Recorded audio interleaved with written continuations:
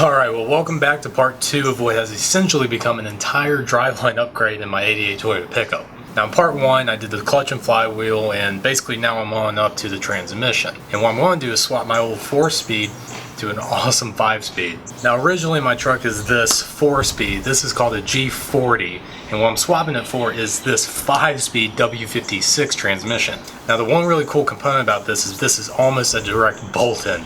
The two are very similar and they actually use a lot of the same components. So the really great thing about this is I get to reuse a lot of stuff here from this transmission, including this bell housing, the speedometer, and the reverse light sensor. But although a lot of the parts are interchangeable between the two, there are still some differences.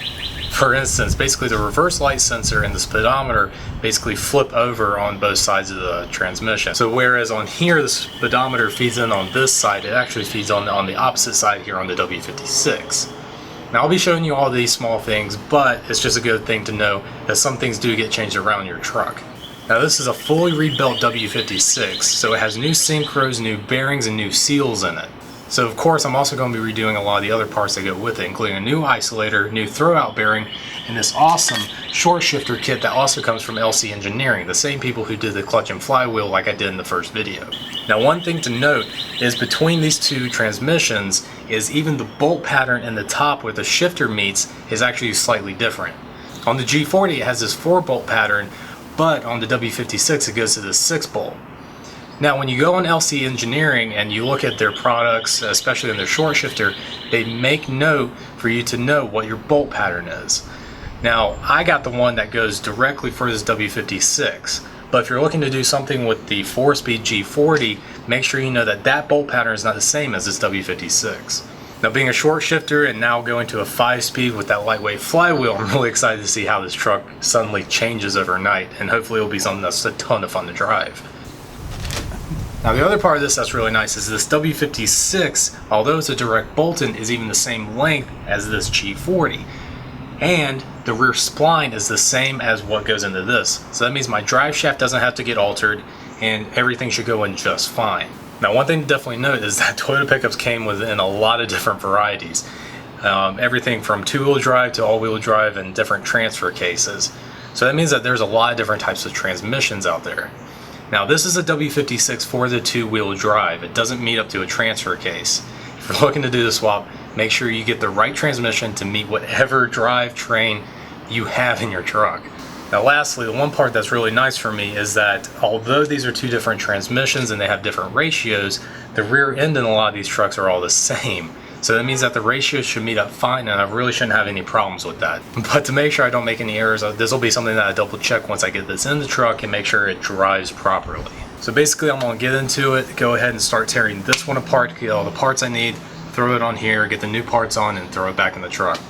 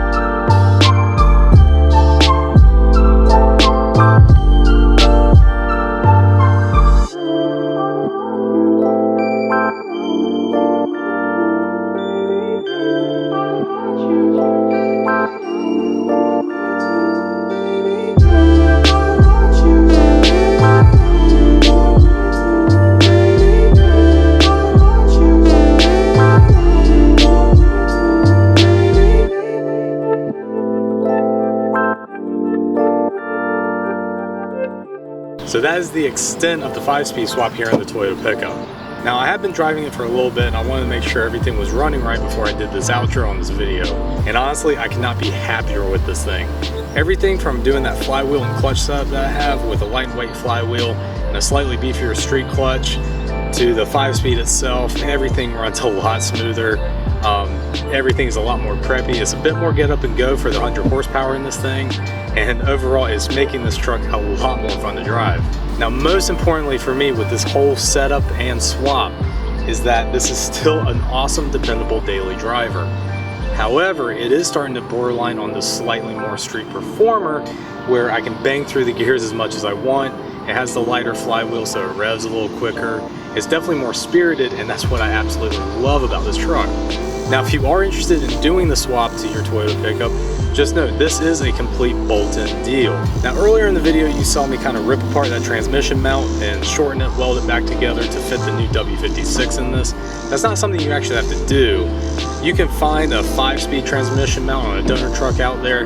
I just already had the G40 one, which is the slightly longer, and all I had to do was shorten it. And I have a welder and it was just cheaper that way to do it, so that's the route I went. But if you're someone who doesn't own a welder really wanting to do this, you can go find that mount on a donor truck out there, as well as like the speed sensor that's slightly larger in this and a few of the other components that you saw me add in. All of those are out there and you can find them. On that note though, the speed sensor, as you saw in the video, is slightly larger in the W56, which has messed with the speedometer a little bit. Currently it's reading about 10% slower than what the truck is actually doing, and it only comes from being that that speed sensor is a slightly larger diameter. Now this is something I'm sure I can fix on this end of it, but I'm not too worried about it right now. Just in the sort of driving that I've been doing, I want to make sure that the gears are running fine, that I wasn't slipping on the clutch, all these kinds of things that you look for at the end of a big install like this. But all in all, I am super happy with this entire setup and swap that I've done. Basically the whole driveline in this thing is brand new, except for the rear end differential. Maybe that's something I'll tackle down the road, but as of now, this thing is running like a champ. I absolutely love how the clutch and flywheel setup, partnered with the new gear ratios, has made this 100 horsepower seem to go on forever. So now that I'm past all that, I'm going to be moving on and doing some exhaust upgrades. I have LC Engineering's full exhaust system, which has a whole new header, full exhaust system out the rear, and I'll be completely doing away with the current exhaust system I have, which is kind of a hybrid stock and aftermarket part together kind of deal, which sounds really good, but there's no catalytic converter in it, and that's a big no-no. So as always, thank you guys so much for watching. It always means so much to me that you took a chance on this video or one of my many others, for all the likes you guys have on these videos, for subscribing, likes on Instagram, all that sort of stuff. All the small little bits mean a lot to me and I really appreciate it. So thank you guys so much for watching, and I'll be seeing you in the next video.